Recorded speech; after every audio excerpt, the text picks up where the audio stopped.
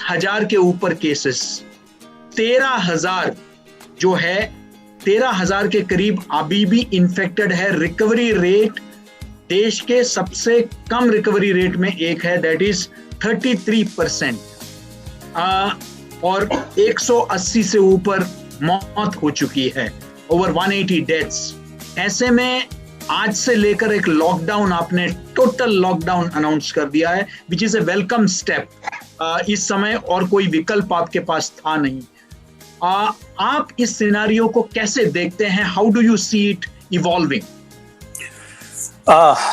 First of all, I'll tell you that Bihar recovery rate is 71.54%.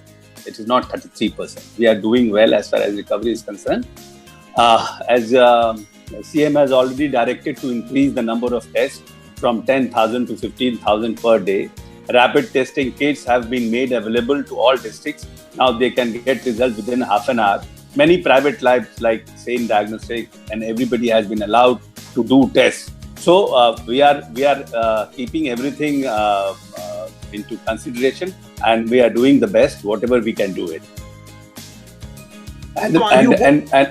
And as far as you are aware about it, that from 16th to 31st July there is a complete lockdown also, because after this lockdown has ended in last month, so I think there is an increase of cases.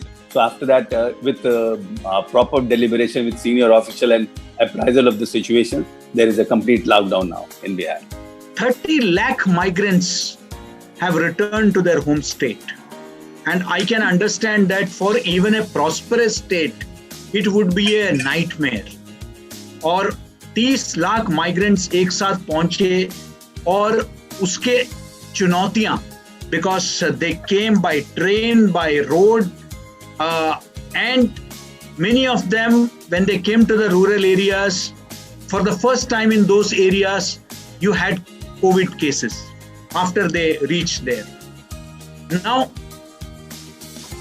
what is the pattern now? Has it now stopped the migrations?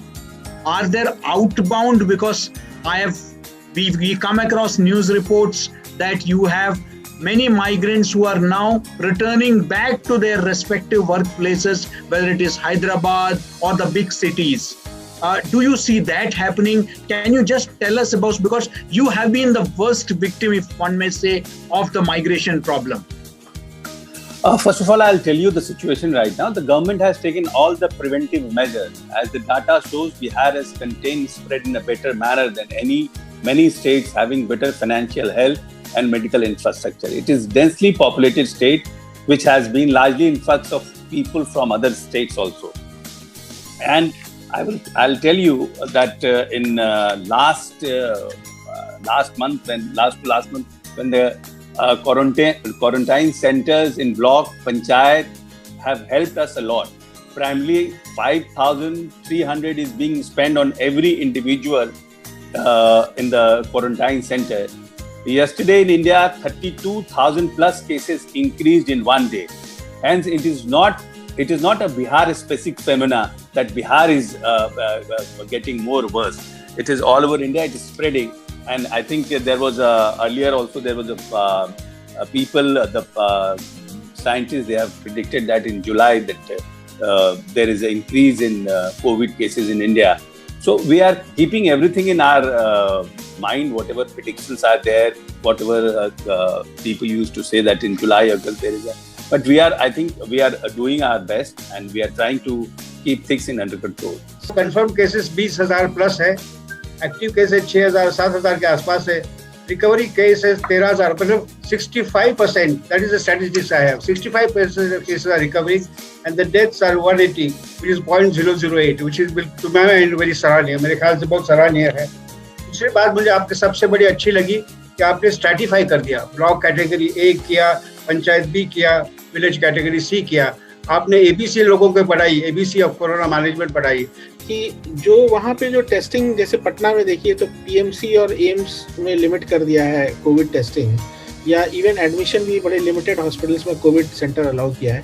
Private sector को आप कब open करेंगे testing? नहीं, private sectors, Sudeep जी, private sectors के लिए भी list बने हैं, और हम समझते हैं कि प्राइवेट सेक्टर्स को भी आइडेंटिफाई किया गया है, लेकिन एक ICMR का गाइडलाइन है कि जो बड़े हॉस्पिटल जहाँ 50 बेड से ऊपर हो और जहाँ डिफरेंट ब्लॉक्स हो, उस तरह का कुछ प्लान है। तो उस तरह के यहाँ पे पटना में उस तरह के भी अस्पताल या तो आप पारस है या फिर अभी मेदांता का जो है जहाँ पर एक डिफरेंट ब्लॉक्स हो, तो ऐसी भी परिस्थिति नहीं आ जाए कि कहीं हम लोग प्राइवेट हॉस्पिटल्स में शुरू करवा दें और वहां पर पेशेंट जाके और एक और अननेसेसरी एक नया क्राइसिस शुरू हो जाए। तो उन सब परिस्थितियों को लेकिन प्राइवेट सेक्टर्स को टेस्टिंग का भी परमिशन दिया गया है। पटना में एक सेन लैबोरेटरी है, बड़ी लैबोरेटरी यहाँ पर है, लैब है, उनको परमिशन दिया गया है और भी भविष्य में जरूरत पड़ेगा तो उनको भी दिया जाएगा और प्राइवेट हॉस्पिटल्स को भी इंक्लूड करने का प्लान हम लोग का चल रहा है।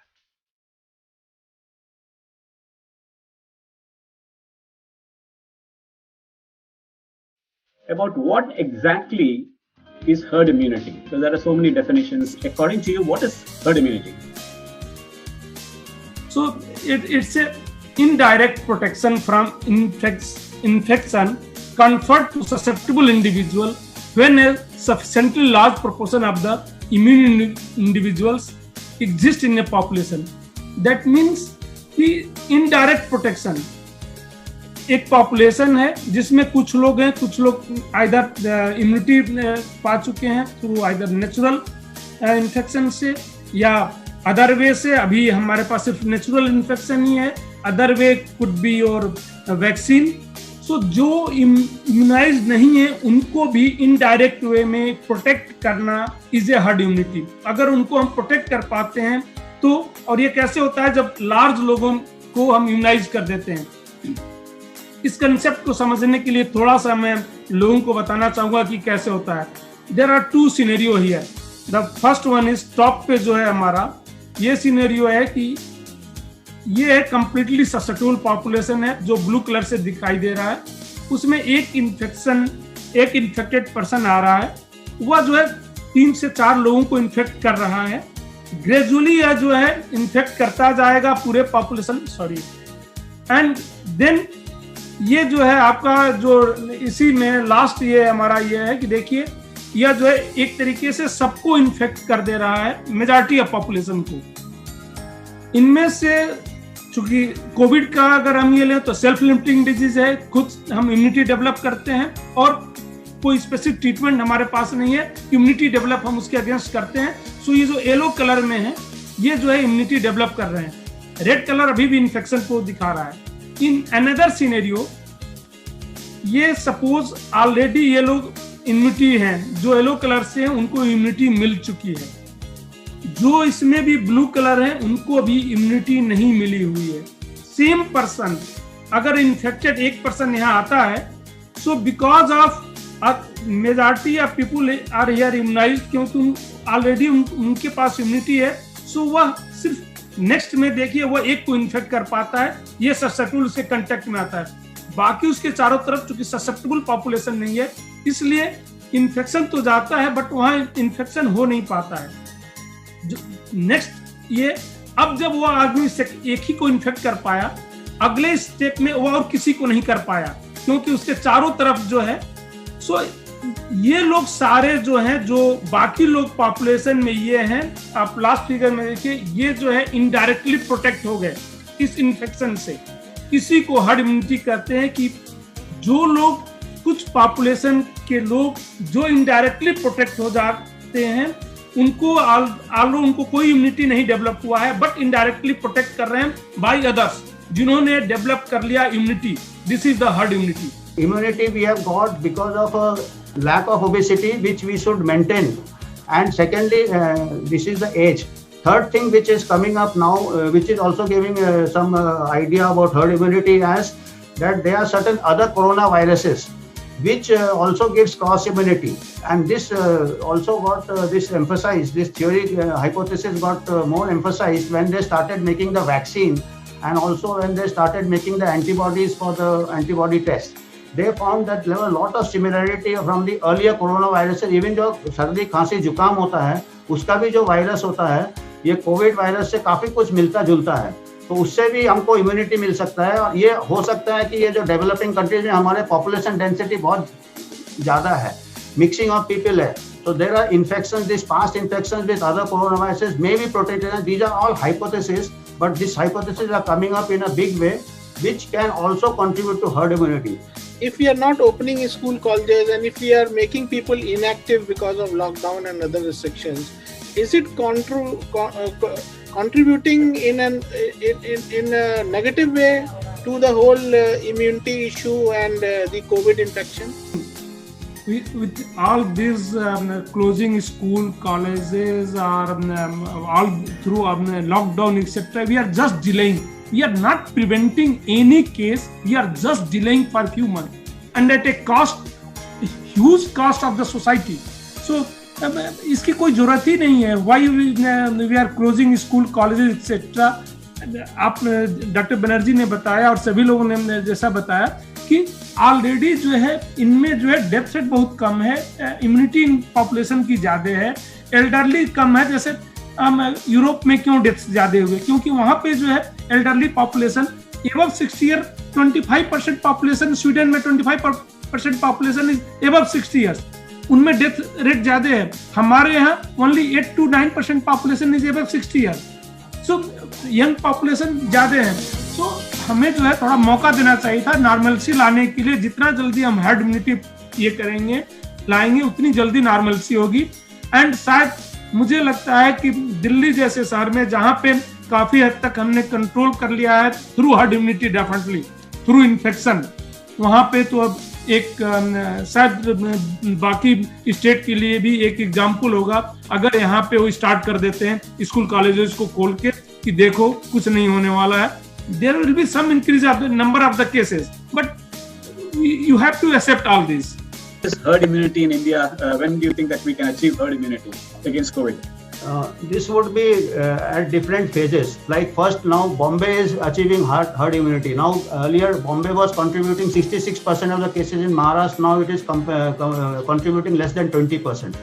Bombay will achieve first, then Pune will achieve, Delhi has already achieved, then it will go to Karnataka, because we have a very large country, many countries. So as it spreads, it has to reach a peak, reach a level of herd immunity, which will be interrupted by lockdown.